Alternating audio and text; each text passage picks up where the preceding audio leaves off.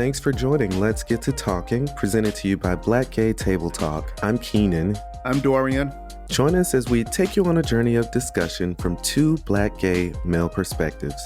Get ready for authentic, heartfelt, raunchy, thought-provoking, and relatable shows. We're happy to be a part of your podcast family. Let's get to talking. Thanks for joining another episode of Let's Get to Talking, presented to you by Black Gay Table Talk. I'm Kenan. And I'm Dorian. Yes, and for today's episode, we're talking about masculinity.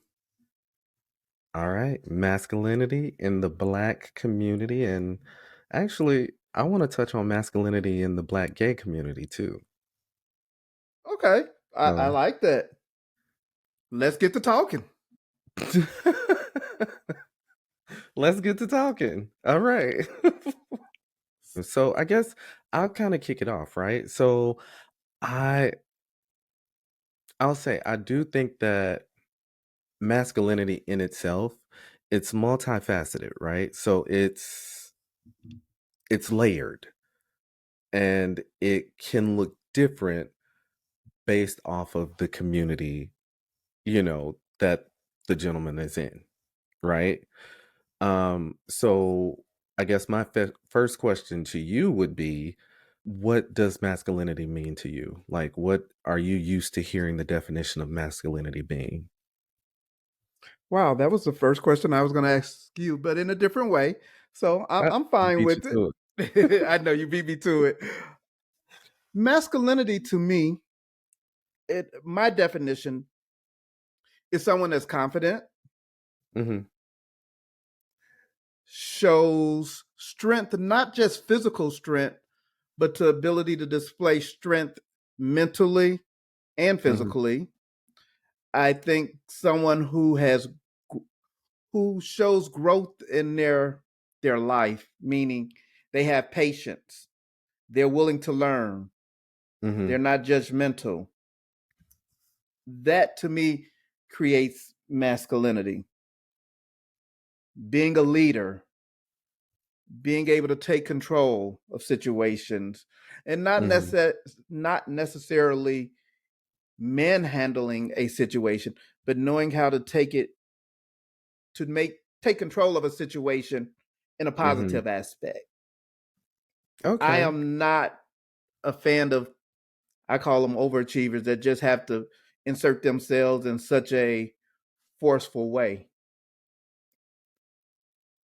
That to me shows masculinity.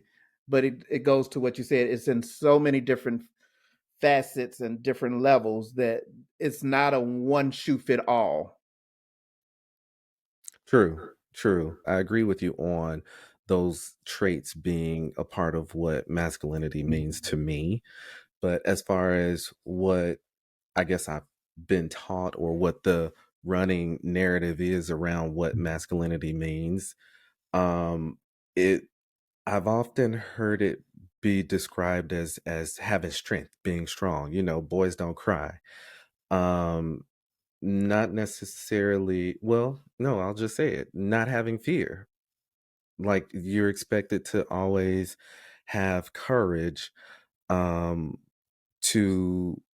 come off as being masculine, right? So it almost like it was a bad thing to have a fear or to be afraid or to second guess yourself. Masculinity is not second guessing yourself, knowing that you can do it, so to speak. But in addition to those things, I do agree with you as far as what it means to me today. Okay. When you look at let's use the reality TV world. When you look at masculinity on television, what's a good example of someone that you would use as a good display of masculinity? Oh, you know what? I don't know that I can answer that question, simply because it looks different to me than what I feel sometimes can be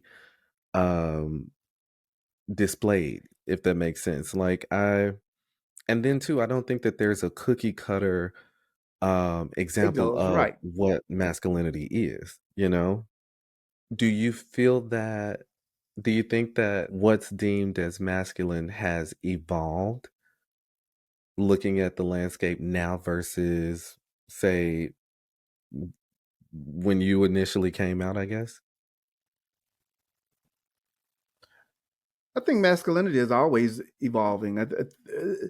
It's always going to change. It's always going to be looked at differently through different generation eyes. Mhm. I look at, I'll use some of the professional sport players, and you've always been taught to think that sport players are masculine guys. Mhm. But when they come out and do press conference and you look at some of the outfits that they're wearing nowadays, you get to scratching your head like, mm. But so that's a good example of what I say it's evolving. I think being masculine shows confidence in whatever you decide to wear.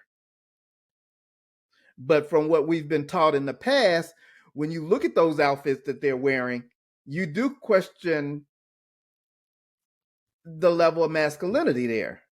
Mhm. Mhm. And I know there's some guys in my generation that's like, oh, they're just emasculating the black man. And maybe because I am gay, I look at stuff just a tad bit different and saying Mhm. that just because he chose to wear what he's wearing does not discredit his level of masculinity. Mhm. True, true. Now, and I kinda touched on this a moment ago, right? Uh, So, do you feel that masculinity looks different for a black guy versus a white guy? I'm going to say yes. And the reason I'm going to say that is because in the black community, we already have our what we perceive or our level of what we're expecting out of our black men versus what the white community or the other races look out of their men. Mhm. Black men, as you said earlier, have always been expected not to cry, always be the leader, be strong, be able Yeah. to fix anything. It's funny you said that, and actually, that's a very good point. So, to first even try to evaluate or examine masculinity in the black community, you Hmm. have to go back. You have to go back because what masculinity is, it was embedded in our roots, right? And if you look Right. back at historical roots in the black community, you see that black men have long been stereotyped as being hyper masculine or Hmm. aggressive or dominant, right? Like when they would auction us off or auction off our brothers, they promoted them as these bulls, you know what I'm saying? As Correct. these hyper masculine or aggressive hard workers, laborers, that I feel like that kind of shaped what masculinity in turn ended up being for the black community in a lot of ways. It does go back to slavery when our forefathers were being sold and how they were brought out. Look at this stud here, Mhm. good teeth, good hair, nice muscle structure, big Mhm. hands. That goes to what I think I'm trying to say, that that's only the physical attributes that black community has been taught to believe makes a Mhm. masculine guy.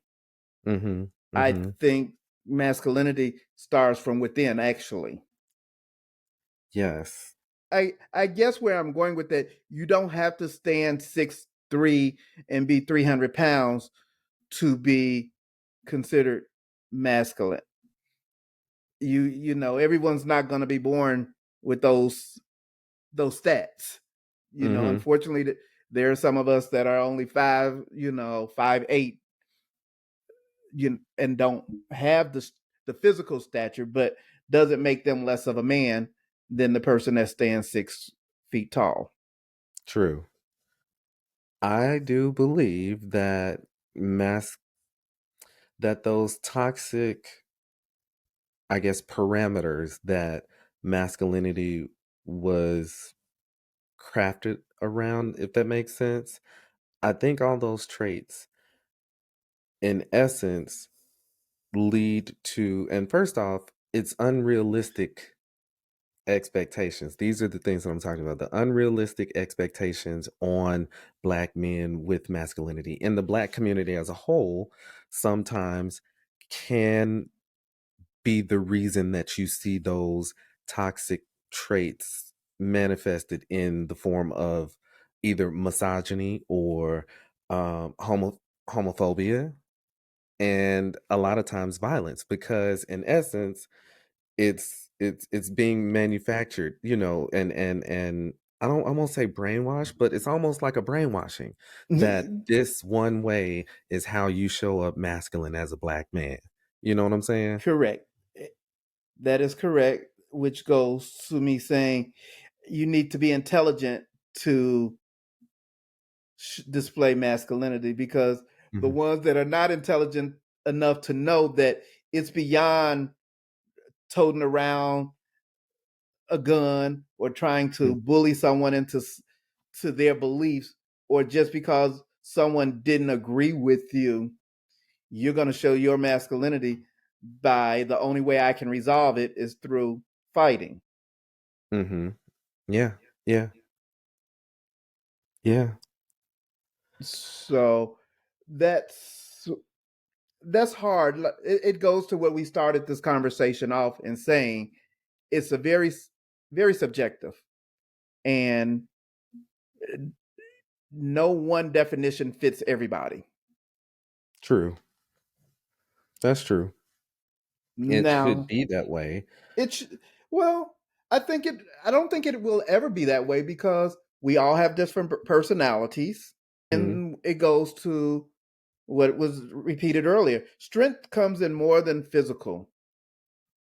Being mentally strong can display a lot of masculinity too. mhm. I agree. I agree. But at the same time, are we well, let me ask you this. And mind you, I wanted to not only talk about um masculinity in the Black community, but masculinity in the Black gay community, because Okay. when you really look at it, it's two different communities, although a lot of times they they bleed into one another. That makes sense? Mm-hmm. So let me ask you, are there parameters around masculinity and what's deemed as masculine or in the Black gay community? I wouldn't say they're unrealistic. Okay. I would say that the gay community has their own ideal of what masculinity is and the role it plays in the black gay community. Mhm. If you're considered that alpha male, which is typically associated with being masculine, Mhm. there it goes to what you and I had talked about earlier, but it goes to the role expectation that is expected out of that person because of what he is displaying. Oh yeah, that's a whole other conversation. So if you That's sitting a next to Macho Man, and without getting overly descriptive, and you find out that you got this burly 6'2" man sitting next to you who has it going on, he may be, and I'm just using this as an example, he may be a military man, a police or something, things that you automatically consider to be masculine, and then you find out, through whatever way, oh, he's a bottom. It throws off that whole image of what one perceived as being masculine. And okay. I don't want anybody to comment. Yes, you can have some very masculine bottoms. True. Absolutely. But I'm just saying, if you're trying to pinpoint what masculinity looks like and the roles that they play in the gay community, you don't necessarily associate a bottom being an alpha male. No comment. No. But no, so okay. We will talk about like roles, right? But taking it a step further, the whole DL culture, right? And not Correct. knocking our DL brothers, of course, you come out when you're ready to come out, or you're entitled to live your life, right? If that's how you choose to do it. I think the only thing that I would have to say as far as someone who's on the DL, like at some point, you deserve to be able to stand in your truth unapologetically. So hopefully you do at some point realize that, going through those extra motions to hide who you are, it's a task. It's a lot more a lot more life to be lived. So to each his own, but just know, we're here to support always. Always Um, here to support. For but me, it's harder to live a lie right, than it is to live in my truth. right, and that would be my message. But my point to that is many black gay men feel as though they have to hide their sexuality because they're either seen as being weak or not a man, or like, oh, I think that pressure that is already on black men when it comes to masculinity is heightened almost when you factor in that, okay, you know what I'm saying, he actually is gay. Like, you know what I'm saying? Like, I do. I think it's heightened more. I think that in turn, for gay men, it leads to, or gay men, bi men, or whomever it is that feels like they have to hide. I think it leads to those other negative things like being ashamed or isolating yourself, not coming out, staying away from people, or even depression. I think that I would like to think that just about any gay person has experience, because you never know until you come out what the outcome is going to be among True. your family, your friends, your coworkers. So for that reason, I guess I can say we, but I know myself, I chose to hide behind that wall for so long because I didn't want to Really? deal with, you know, possible rejection. No one wants rejection, first of all, True. but you hide it or put up this wall. And at a certain point, at least for me, at a certain point, you know my favorite line, and I say it in every episode. They're gonna judge me regardless. They So, gonna judge me regardless. so at this point, it wasn't until that I really embraced and embodied that statement that I felt free. Mhm. Um, do I consider myself the world's most masculine man and expect my picture to be in the Webster Dictionary? No, but I also know that I'm not the at the bottom of the spectrum. Right. But so look at it this way. You are ultimately trying to navigate an intersection of two, how can I put it, Two worlds. two marginalized identities, two different, you know what I'm saying? And it's almost like you have to have this double consciousness when you move about, because you have to be aware on this side how you showing up, aware on that side how you showing up. And we've talked about this before, I think in a earlier episode, where I'm like, okay, well, do I stand on this side of the street or that side of the street? Oh hell, well, both sides of the street are occupied, so I got to walk in the middle, you know what I'm saying?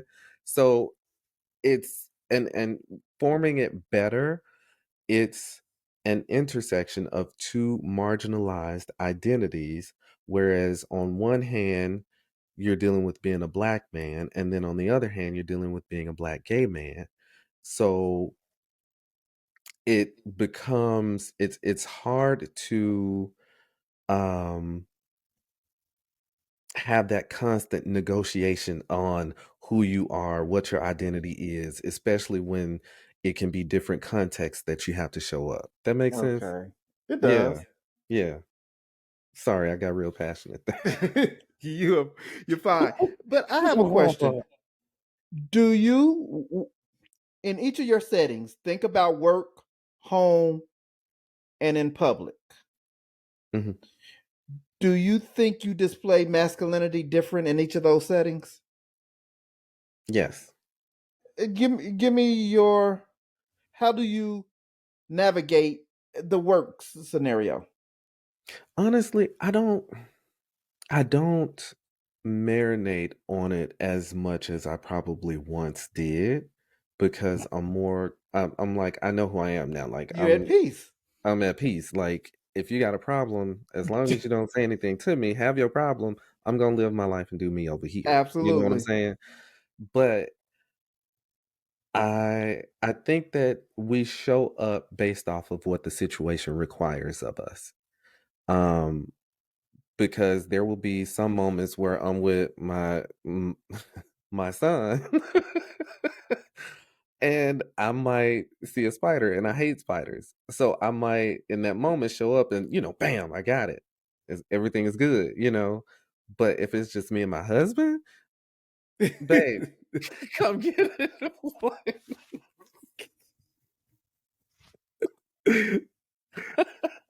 I'm being real. And then at work, like, depending on the setting, like, I might have a little moment like, "Girl, there's some," and I might throw a little extra in there, but that's me. But then But is it with all the coworkers or with the if I'm coworkers that you're comfortable with? if I'm in exactly, I was gonna say, if I'm in a situation and there's somebody that I'm not comfortable with, Mhm. 9 times out of 10, and I'm an introvert anyway, so if I'm uncomfortable, 9 times out of 10, I'm not gonna interact much because I'm ready for it to be over with anyway. Like just saying. I will say, I do think, um, toxic masculinity is a problem in both the Black gay community and the Black community as a whole. And I think that it can lead to those things, those negative, toxic behaviors that are a result of the expectations that we put on masculinity. Like I said before, misogyny, you can throw in there domestic violence, sexual assault, again, homophobia, Mhm. because in their minds, they have to, and sometimes, and I've truly been around guys who will be cool with you, like, "Hey, what's up, bro? How you doing? How's the family? Blah, blah, blah, blah, blah." And we chalk it up, this it's a good guy right here. And the moment that someone who they feel will question their masculinity in having a conversation with the gay guy, and this is goes back to the friendship episode. I oftentimes will be concerned with how my friends, my straight friends have to or what they have to put up with since they are friends with somebody who's gay, Mhm. because I'm aware of those expectations on their masculinity. But I feel like all those things lead to those all those expectations, let me be clear. Those a lot of times erroneous, unhuman or inhumane expectations that we put on another human being on how they have to act in order to be seen in a particular way in our eyes. And it's like you can't have both. You get what I'm saying? Correct. So how do we challenge that? How do we change the narrative or at least start to change it? Well, the conversations are being had, which is amazing. The conversations are being had. How do we continue the conversations beyond this? And how do we really challenge what that looks like? I think it stems from starting with our young boys going into preteen, early adulthood. It starts from with the home. Mhm. I'm never going to say it starts within school. It starts with being at home. And the very first thing is being acceptive of people, Mhm. regardless if they don't act as masculine as you may want. Telling our young men and young girls that the level of masculinity is never going to be the same in two men, whether Mhm. gay or straight, Mhm. but you accept them for who they are because they are an individual. But I think where we go wrong in not only our community, but any community, is that because we already have an expectation of what we think masculinity is, that if you see something that doesn't fit the norm that you believe and you have your children around, you make the comment in front of them, oh, look at him. He's a weakling. So you question 10 years later when your child is suspended from school or gets into a fight because of something they said about someone, but you don't think about the statements that you made inside your own home 10 years ago or out at the mall and you saw something that didn't fit the norm and you Mhm. make that comment and you wonder where they learned it from. True. True. In teaching them, and even with those that are I feel like sometimes you can teach old dogs new tricks. So, Absolutely. I think challenging them, well, promoting emotional intelligence, that's one. Promoting emotional intelligence, and, vulnerability, like helping them to see that it's okay to express your feelings, to share what's going on with you, asking for help when you need help, you know what I'm saying? And, Hmm. I think that's another way to help, change the narrative. It's an ongoing learning, continuous education. It Mhm. never stops. It never stops. Actually, I'll add in there, um, another thing that can help fix that problem, and Imma call it a problem, Hmm. um, the continuing to give diversity in media, having, those conversations when it is shown, like, and I will admit now more than ever, we are seeing, more, black gay male representation. It's still that much, but we are seeing it, right? So I think the continued promoting of diversity in the media and entertainment, and I think, celebrating those men who kinda defy what that stereotype is, celebrating them and kinda giving an example, right? So, like you said, teaching them, so, you know what? Actually, the fact that he just cried was probably the most masculine thing, or you know what I'm saying? That's what you would do in that situation, and it's okay to cry, or whatever that looks like. Basically, I think continuing to put those different examples in front of us can help shift the mindset. Yeah, Yeah. absolutely. Crying is, in my eyes, crying is actually sexy to see a man cry. And I mean, and I know tears are not always associated with positive things, but the Mhm. fact that he can be honest enough to say, this is hurting me, you know, whether Yeah. it's a loss of a family member or just some other scenario that's going on in their immediate life that has brought them enough to bring them to tears. I'm actually concerned about the person that don't shed a tear Yeah. Yeah. because to me, you are really compressing, Mhm. and that can be toxic in its own way because when it does finally come out, how is it going to come out? True. True. That is true. All right, buddy. Well, we did that.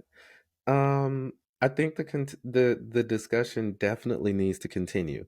And even furthermore, I think we should spend, like I said, more time celebrating when we do see those different examples. We didn't cover everything, but we touched on a lot of the things that we wanted to get across. I think I'm taking away the fact that, again, masculinity in itself is complex, right? It's complex. It can vary, not just from situations, but it varies in cultures. So I think that just remembering that further helps me know, okay, I'm in the right space as far as my mind. You know what I'm Mhm. saying? So that's what I'm taking away. Thanks for joining another episode of Let's Get to Talking, presented to you by Black Gay Table Talk.